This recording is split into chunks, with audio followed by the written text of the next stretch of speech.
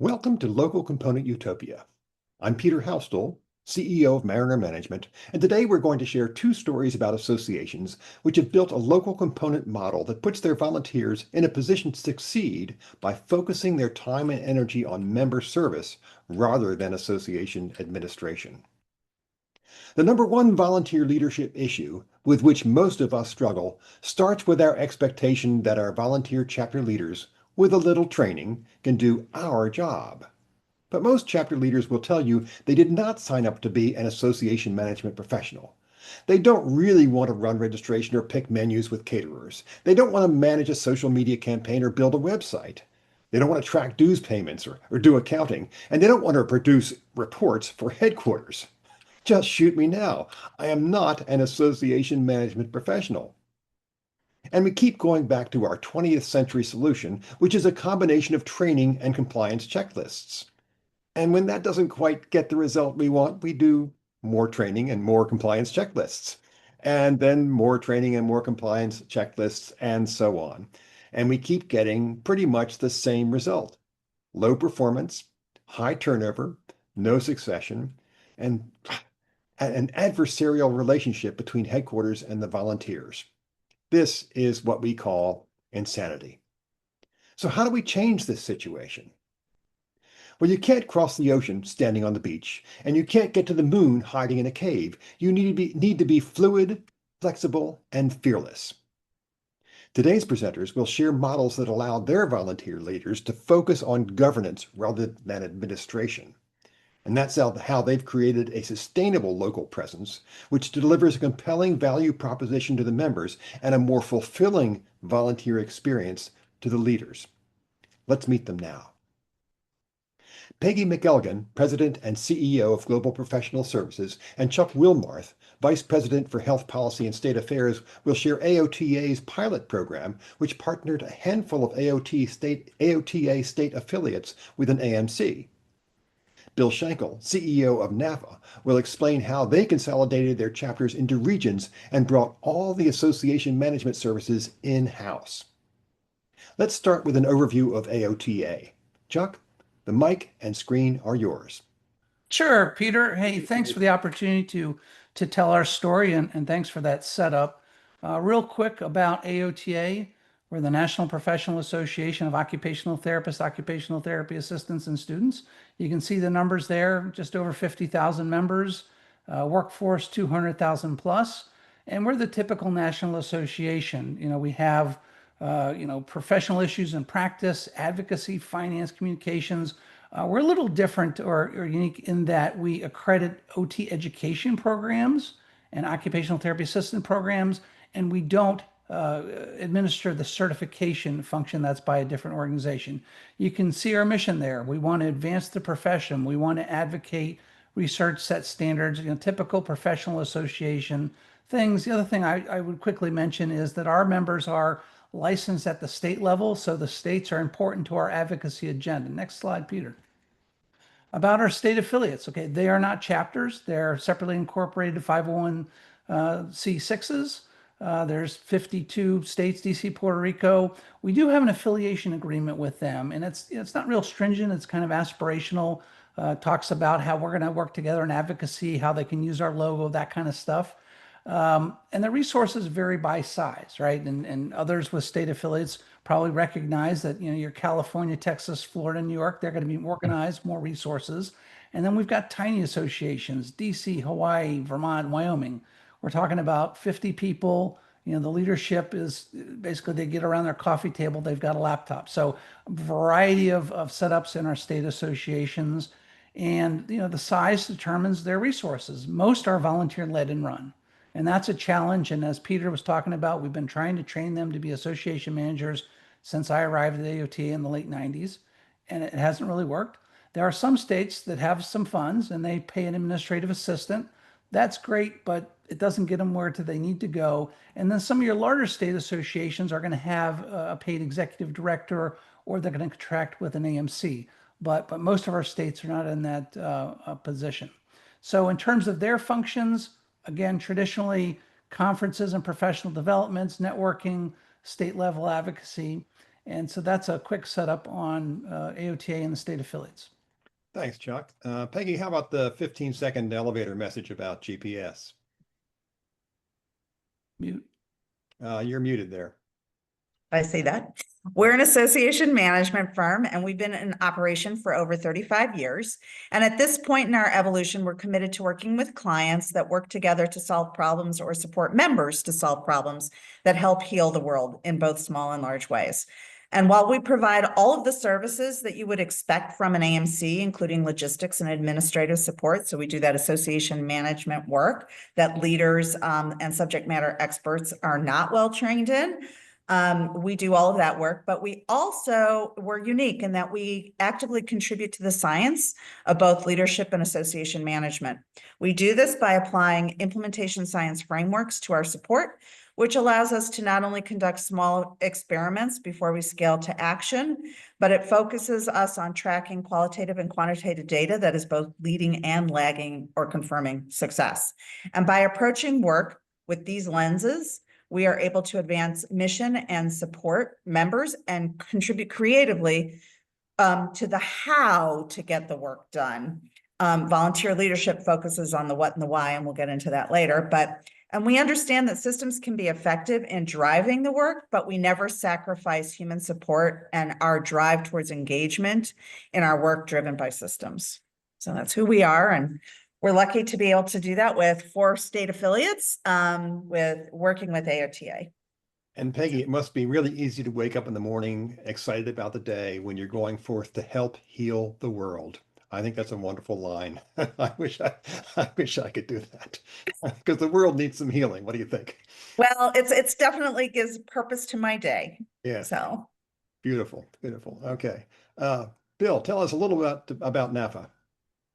Sure. So NAFA Fleet Management Association, we have currently about 3,400 members.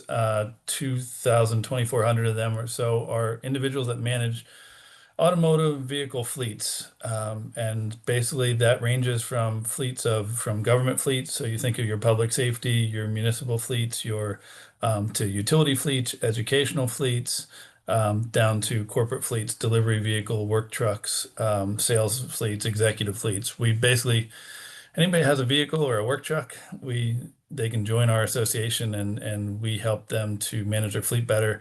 Additionally, we also have 1,000 suppliers who represent everybody from the big auto manufacturers to groups that work in the telematics and the safety element of automotive fleets. So we run the whole gamut, and everybody on this call has some experience with fleets, whether you know it or not. So we're sort of the hidden drivers behind the economy and public service that people don't think about. But it's been very important membership. As you can see, really our mission is to propel fleets through world-class certification, education, advocacy, and networking. So we do have a certification program. We do a lot of education. We focus on creating efficient, sustainable, and safe fleets. Much like Chuck, we did have individual chapters that were separately incorporated chapters. We had 34 of those back in 2021 to 2022. Now we no longer have those. We actually were able to all 34 of those dissolved, and we moved into a regional model, which we have NAFA regions, which you can see on the screen there, that basically represents all of North America. And all of those chapters dissolved and are now part of NAFA. So we still do the local events, but we do a lot more. And they're all represented by these regions, and each of these regions has their own leadership as a regional council, but all of that reports back up to our board of directors. Thanks, Bill. And as a consumer who is not really happy to ever have to go to the mall, I really appreciate the fleets that you keep on the road for Amazon and all the online retailers who deliver stuff to our front door. Yeah. Okay, so basically what AOTA and NAFA have done is they've said, how can we, as I said before, take the association management function out or off the desk of the volunteer leader and put that on the desk of association management professionals. And that should allow then the volunteer leaders to focus on what they really care about, which is serving the member and moving the mission. And allowing them to focus on leadership. And ideally, our training can move away from how do you build a website or how do you do a 990 to how do you make the best possible decisions? How do you create the most effective board of directors? How can you do the things that need to happen at the governance level that will make your association a better value to the member and the mission? So in essence, what we're doing here is we're building on each other's strengths to create collaborative relationships between the local leaders and the headquarters. And I think that notion of a collaborative leadership relationship is what this is all about. That's really where our biggest opportunity sits. So now I'd like to basically turn the microphone back over to Chuck and Peggy, and they can talk about the system that has been set up with AOTA. Chuck, the mic is yours. Thanks. So just a little bit of context here. I mentioned, we have these state affiliates. We've been working with them for years, and they have different resources. And what we were doing wasn't working. That we had some state associations that were falling behind. We had leadership that was burning out, and so our board of directors charged us to come up with a new model for collaboration and test it out. And so, as you can see there, we did an assessment of our supports for state affiliates, and we developed recommendations on how to do things differently. And the target would be 3 to 5 state associations, and we'll get into that. But essentially, we found that a significant responsibility of these state association leaders was the day-to-day management of their state associations. We had a state president where the membership dues invoices were coming to her house, and she'd get home from working in the clinic all day and be inputting that information into the data system. That's not where we want her spending her time.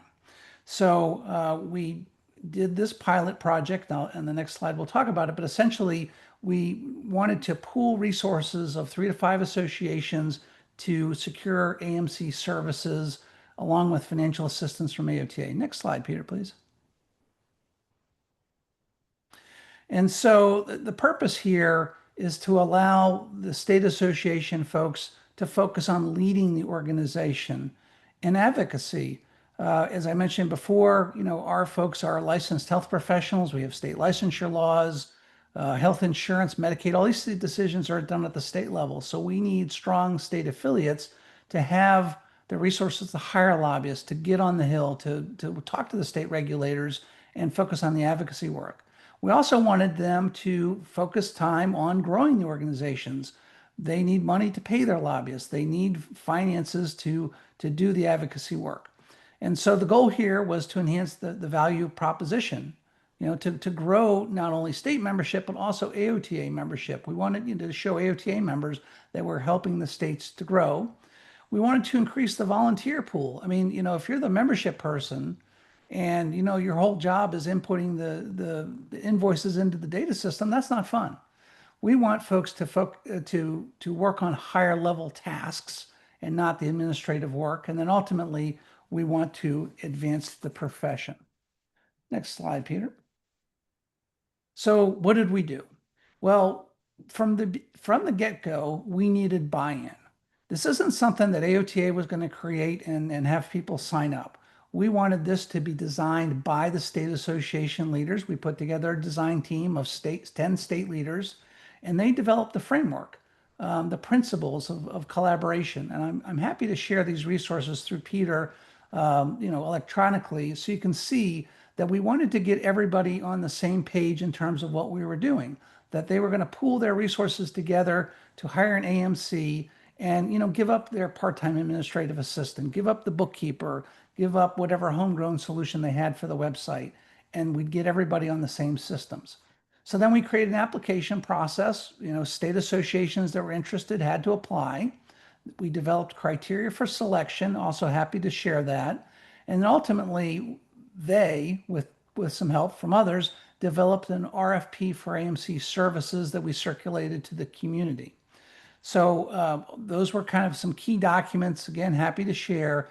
The next part of the process was, and ASAP is the Affiliated State Association presidents. Basically, all the state associations have a president, they have an elected leadership, and so the leadership of the state presidents selected the pilot states based on the criteria. From there, there were interviews with the AMCs, and we had selected the pilot states. So in this case, there are 4 pilot states, and Peggy will go into those details.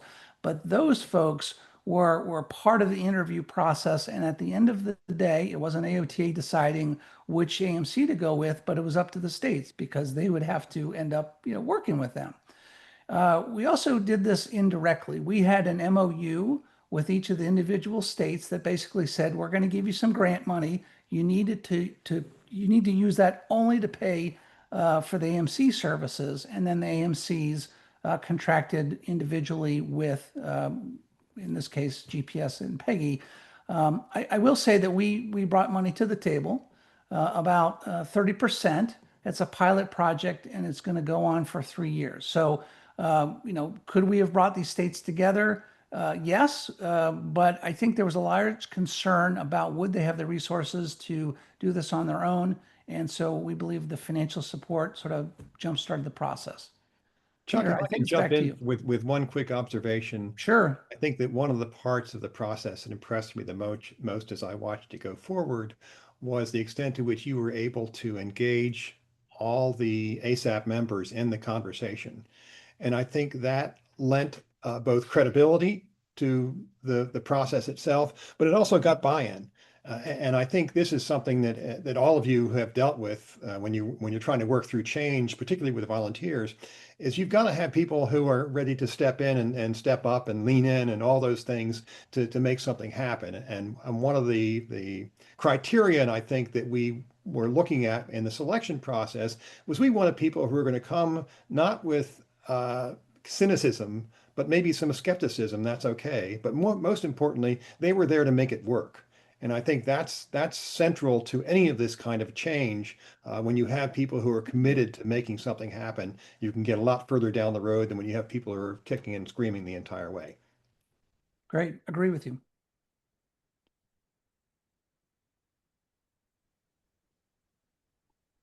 So I pick up. I'm sorry. Yes, Yeah. and Peggy, So you're up. Yeah. Exactly. So once the AMC was identified, and that was us, what we were able to do was there was a great challenge for us actually, because we had to focus on the autonomy of each one of the 4 state affiliates, but we had to also identify where economies of scale made sense across the 4 of them. And at the same time, we had to be cognitive of the fact that this was a collaborative that involved the national organization. So we had to consider the goals of AOTA in addition to the local state affiliates. And again, really maintaining the autonomy of the component organizations.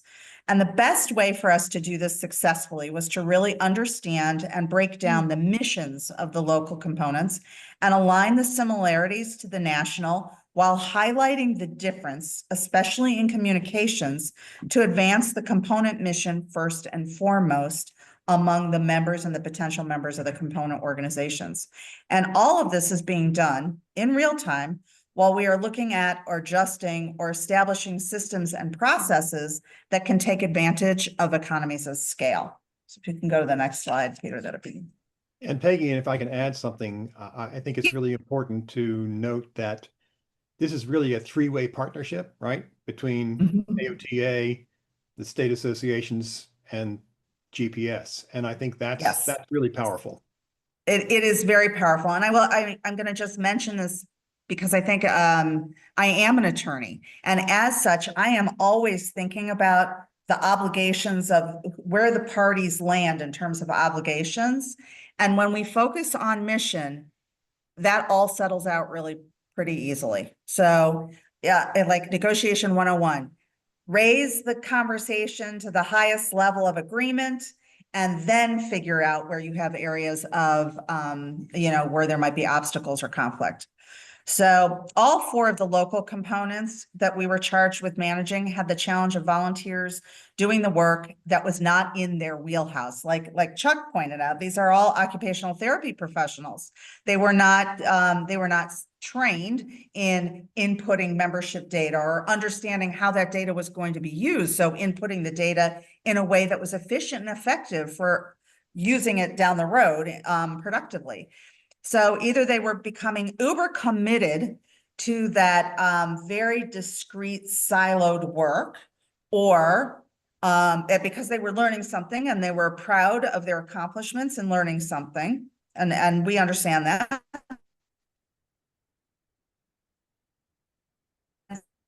Peggy, you broke up for a moment there. All right. Can you hear? Yeah. We're getting a slightly fractured. Okay. Sorry There about that. You're So back. either they were focused on work, or they were focused on, or they were burned out. There was no in between looking at mission. But through all of this, the missions were suffering because the leadership was so focused on the technical work. They were not looking at the adaptive work, which is what members joined to solve, and members connect with each other to both commiserate and work through. So all four associations were either trending down or stagnating at best. Burnout was crazy high for all four boards, with vacant positions across all four boards. And the technical work was clearly overwhelming the volunteers. And that path, as Chuck mentioned also, it wasn't sustainable. They weren't getting where they wanted to go, and they certainly were not contributing to the AOTA missions either. So, and technologically, things were not easy. And this was because it had to be supported by volunteers. So it was siloed and haphazard. So if you could go to the next slide. Thank you. So by all four associations sharing staff, it was possible to create economies of scale that allowed the work to progress.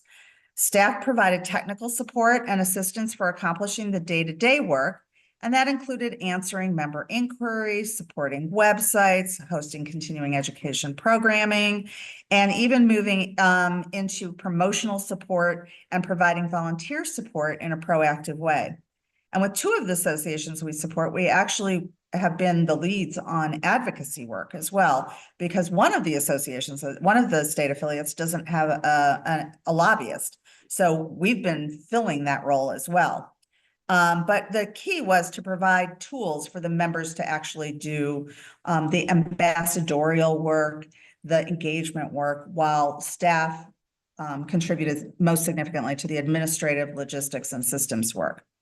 The content of the support was the same for all four. So it was the same language, some basic issues that are faced across all four organizations. And once staff was able to really understand the core concerns of members, we've been instrumental in providing the how to volunteer leaders to accomplish the what and the why. So the subject matter experts, the volunteer leaders, identify the why we're going to do the things that we're going to do and the what we're going to do that will answer the why. And what we've done is provide options on the how we will implement programs, projects, and activities. And they could really consider rationales in a new and different way that allows opportunity for sustainability and growth. And really kind of setting the priorities more effectively. So that's where we're at right now. So in terms of goals and measures for change, we always to the mission, but we look to the lagging indicators for confirmation that we are on the right path. And lagging indicators, getting a note that my internet connection is unstable. The lagging indicators are things like membership growth and financials. Volunteer participation is a leading indicator. So when we see more volunteers stepping up and more involved, that is suggestive that we are on the right path. And I am here to say, after 18 months of working with the four organizations, not one board seat is open. When we started, there were many board seats open. And we've actually established new committees and new task forces to contribute to the work. So we're always focused on ways to increase engagement, which is ultimately how capacity is expanded. And engagement means many different things to different people. So we're always looking at ways to get people involved and connected, expanding committee work, increasing visibility, sharing and distributing work, helping our leaders distribute the work, letting go, creating safe spaces for experiments, all of this, which with increased engagement means expanded capacity, more people doing more. Of course, this has been challenging and sometimes taxing on staff because of expectations with regards to we want it done yesterday. But our communications and our relationships are strong, so we're able to communicate well with the leadership and negotiate timelines that are effective for all of us. And while we're supporting more, and sometimes we have to pump the brakes, it is because of the great relationships that all of this is possible because it is well understood. So there is a collaborative understanding that we're all doing this together in an effort to achieve mission.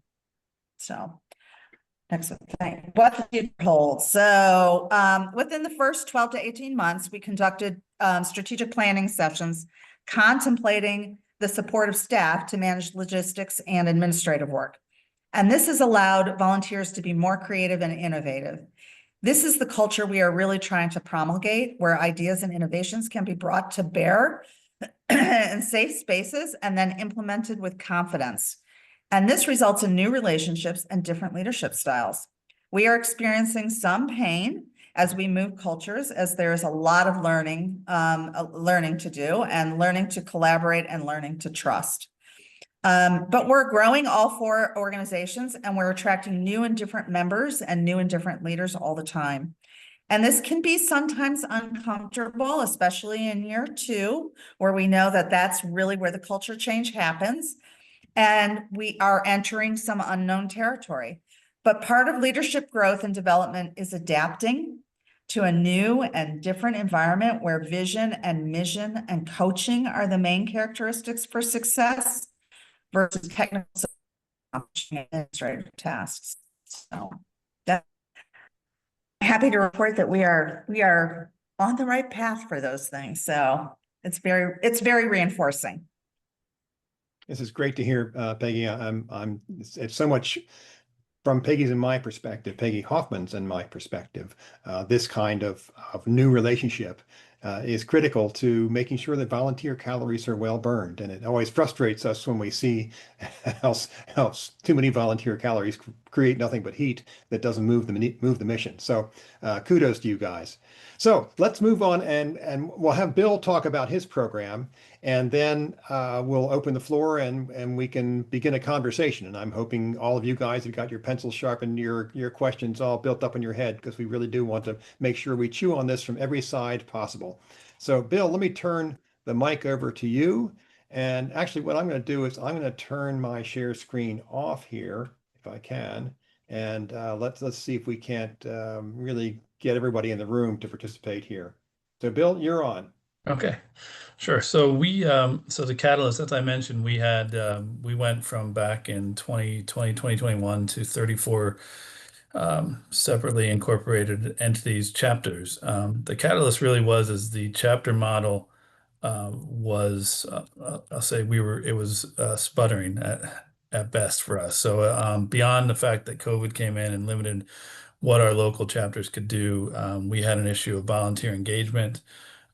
We had some chapters that were, while we had a chapter affiliation, they were also no longer really focused on the mission, became almost in some ways unidentifiable to the overarching national organization, no longer focused on doing what was right for fleet and on education, on certification, all those elements, but became much more of a social club. Some of the chapters actually became a hindrance to growth for the national organization, as opposed to helping grow the mission and grow that organization and the influence and impact that it had. We were having members drop out of our organization due to experiences with these local chapters. Some of it came down to they didn't find value in the local chapters because the chapters weren't doing anything that helped impact their jobs or their careers. Some of it came down to just honestly a clickiness within chapters where new members were turned away or felt turned away because they weren't in the inner circle of what that chapter was. So our board at the time knew to grow, we had to make a significant change. the pandemic was happening at the time, so it was a good time to really look at that because the chapters could not meet locally, could not do a lot locally. So we looked at that. We brought together a group of individuals from each of our different chapters and the regions throughout North America to talk about what worked, what didn't work. As was said by, Chuck and Peggy mentioned, a lot of the volunteers were doing a lot of the administrative work. They were managing a mini association. It became hard work for them. They were separately incorporated. They were doing their own audits, their own their own filing of paperwork and such. They had to manage their own financial system. So they had a lot of individual bank accounts. What we found at the time, because individual bank accounts were not set up correctly through that, they were signed as personal accounts to people. So when we went through COVID and some volunteers had dropped off because they had became unemployed or whatever might happen, chapters lost access to funds because the signer on the accounts went away. So it became an administrative nightmare for the volunteers to try to keep up with that. And we had a lot of volunteers that were very good and really wanted to make it work, but as was said by Chuck and Peggy, it really just wasn't their wheelhouse. It wasn't what they signed up for. So when we started looking at bringing people together, one of the first things that this task force mentioned is we'd love to get out of the administrative work. We don't want to do this. This isn't what we do. So we said, we can help with that. None of our chapters were large enough to actually be able to get their own association management company or really pay for any professional help in the sense of have somebody come in and manage that. But as a group, we said we could manage that. We could take all that through. So we worked through that group and we said our metrics are, one, we want to help make sure that the local groups are really aligned with the national group and the national mission of what the Fleet Management Association does. So we wanted to make sure that was alignment. So we wanted to build something that would help build out our mission, create more education, more certification, more opportunities to network and engage on a local level, but under the mission of what NAFA was all about. Secondly, we wanted to make sure we took off the heavy lift from our volunteers. We wanted to change that structure. So with that, we had to dissolve 34 chapters in North America. So somewhere in Canada, somewhere in the US. So we had to go through that whole process. It took a bit to get some buy-in. Some people said, this is a overreach by the National Association. So to be completely transparent, we had some major change management challenges as we went through this process. But as we worked through the process, we actually took over their financial accounts. So their financial accounts came into our account, but remained separate GLs under our main account. So basically everybody every chapter that brought money into the national to NAFA's accounts maintained their own individual accounts. It was just part of our larger account, and they could see their financials based on their own individual GL. So that was one big hurdle we had to get over to show that we weren't just there for a money grab at the time, which was something that some of the chapters had thought. Another piece we wanted to do, we had a lot of underserved areas. So we had 34 chapters in North America, huge area. We had some people that, had to drive 6-7 hours to get to an event because their local chapter was 6 or 7 hours. Because of the way we were set up, some of these groups wanted to form and get local networking opportunities, but didn't want to go through the process of incorporating a new organization. So another one of our goals with this is how do we help these underserved groups just say, you can start a local networking group just by working with us, and we'll help you market it to members in your area. And it can start with a get together for coffee and have a half-hour conversation on fleet. So we wanted to grow more places. We wanted to make sure we had more opportunities, more local networking groups than the 34.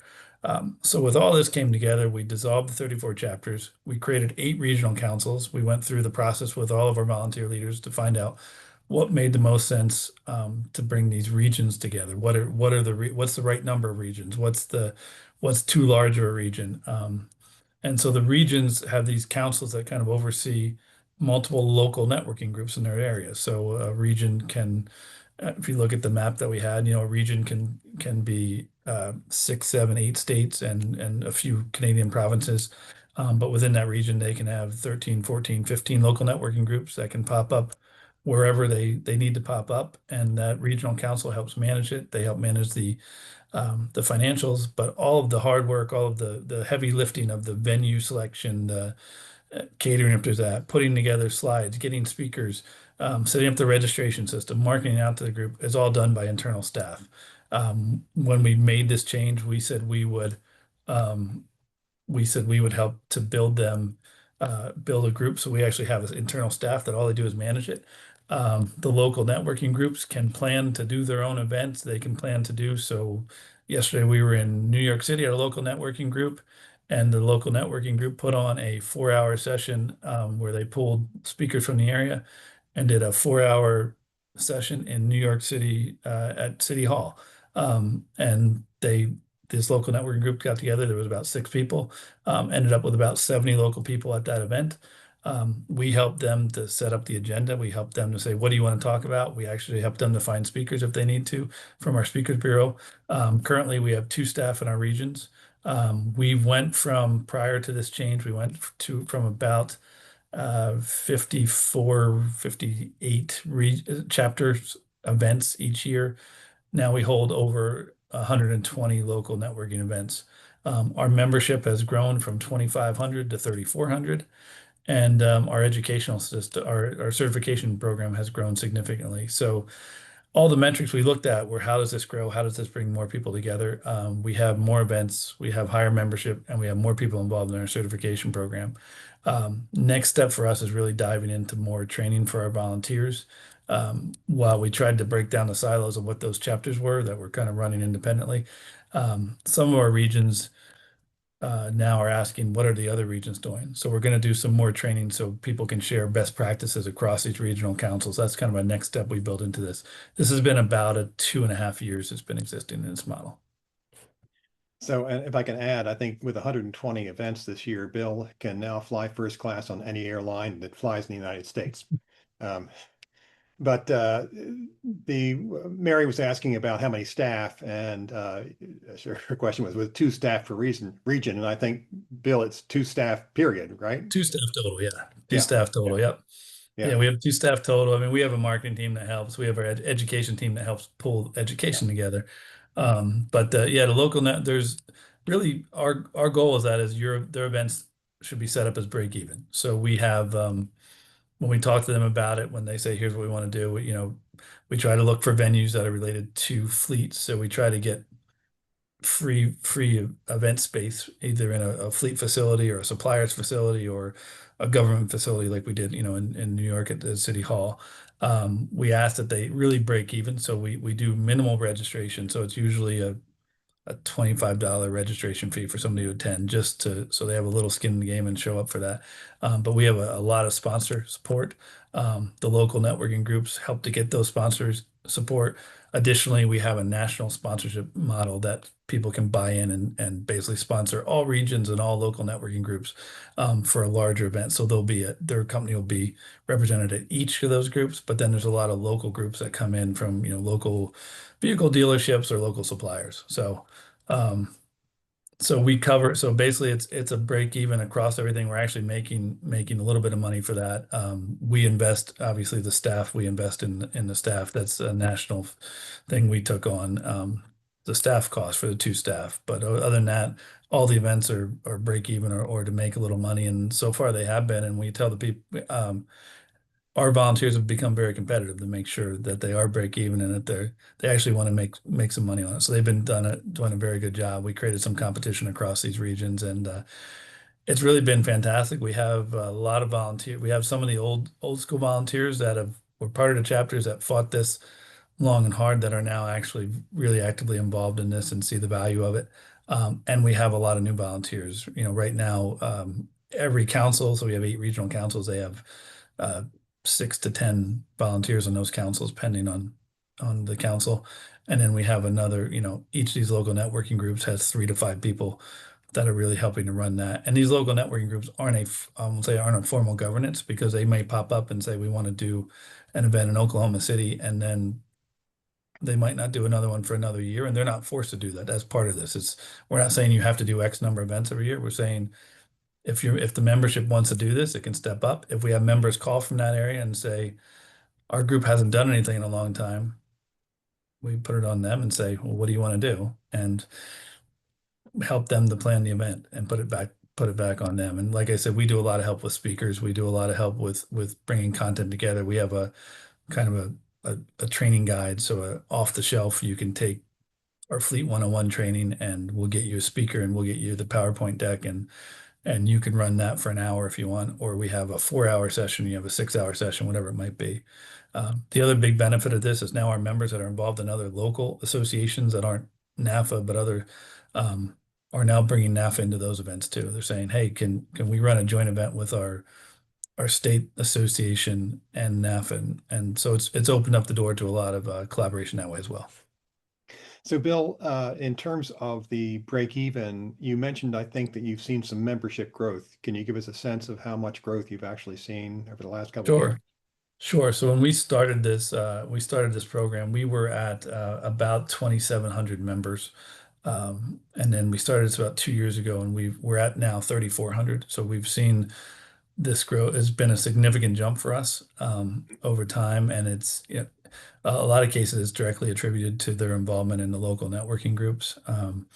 Every time we go to these now, people are saying that there's momentum. Honestly, the brand is out there much more on a local level too, because we have so many more. We're not in these 34 pockets around North America where things are popping up all over. So next week alone, we have 2 in states that we haven't had an event in, and the one we never had an event in. So I'm going to Little Rock, Arkansas next weekend. They've never had an event, and they're doing one. And the first time ever doing it, we currently, as of end of day yesterday, have 47 people signed up for a first time event in Little Rock, Arkansas. So what we found is just putting the power of what are you passionate about in your area? What do you think will draw people in? What are the topics people want to hear about? What do people want to see? And in some cases, it's touring a local facility. In some cases, we have suppliers come to us and say, hey, we have a new testing facility in wherever, in Seattle 2 weeks ago. And would your members be interested in touring that? We put it out to our members in Seattle, and we have 55 people there. And it becomes a NAFA local networking event. We get some coffee and danishes, and they get to see testing of a product. So it's been really great in that, and we handle all of the the administration of that, the registration of that. So that's really how we do it, and it's worked so far for us. I want to stop my sharing for a moment here, and just bring everybody into the room. So I think there are lots of questions we need to get to here. And I think, Bill, you hit on one thing that I think is really important in this conversation generally, and that's that notion of the passion of the volunteer.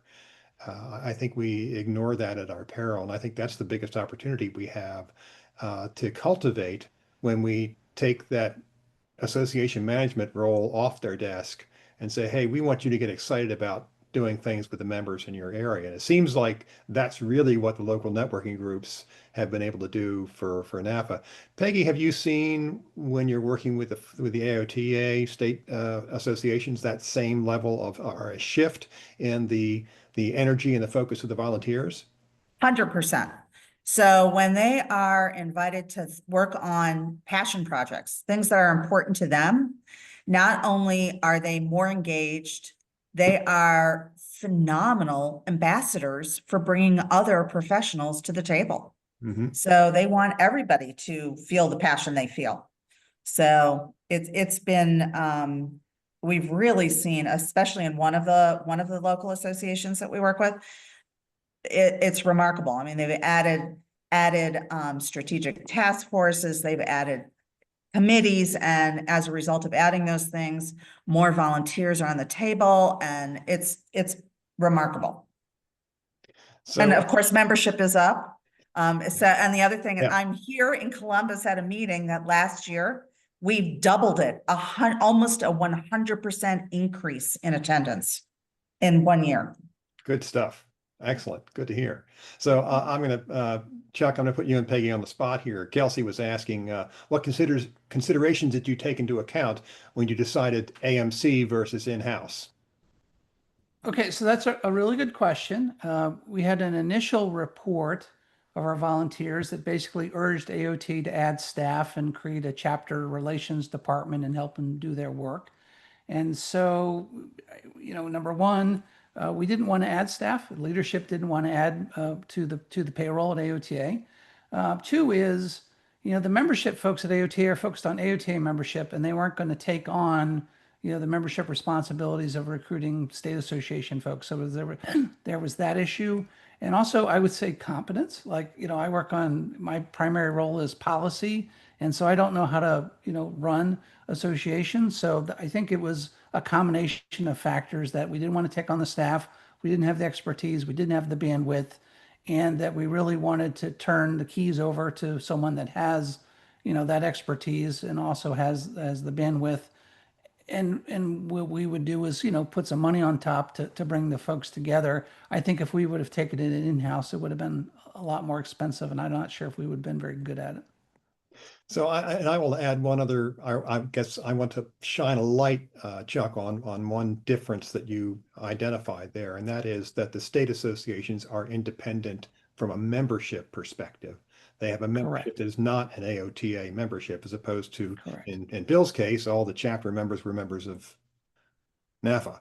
And the regional members are all members of NAFA, so they're sort of one big happy family. So that issue of potential competition on the membership side is one that is a concern. So, and Chuck, I think one of the things that we talked about when we first looked at the model was because the market penetration generally is fairly low. I think the chapters are in the 5% range of the universe in which they operate.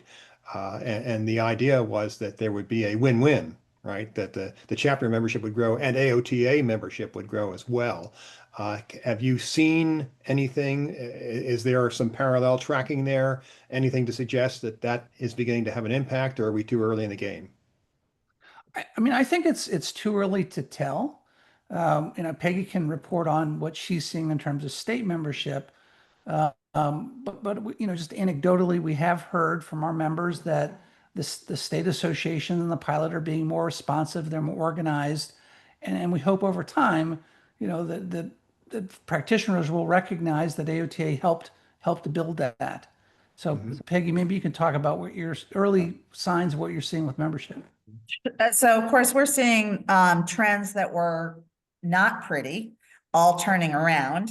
And we're also seeing some cultural artifacts changing. So by that, I mean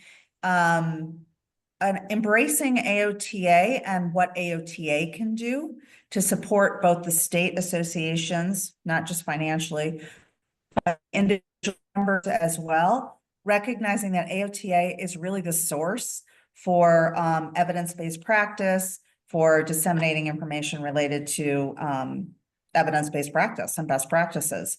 So I think recognizing that the state is a place for engagement and safe space for discussion, and the science comes from the national organization. So understanding how that comes together in a productive way to advance the field, I think has been very positive. I mean, these are cultural artifacts that we're hearing, that we're seeing, relationships. So like I see a lot of my leaders, my state association leaders saying, I think I want to consider leadership in AOTA, which is great. I mean, that's great also. So. Yeah. So is there anybody in the audience who's they're either thinking about or they have tried something new in terms of the structure, the organization, the management of their chapters? Did anybody feel flexible, fluid, and fearless in the last year or two and want to share something of that?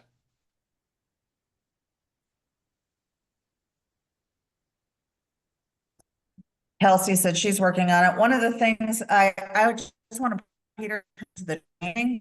We're training development leaders, but focus on being adaptable, being flexible, and focusing on vision and mission. So not training on how you input members into a database. Not that. Yeah. Kelsey, is there anything in particular that you're finding exciting about what you're looking at with ADHA, or that you're perhaps thinking, how are we going to get over that hill that you'd like to share with us? Is it easier to just unmute? I don't want to Yep. overstep, but it might That's be all right. easier.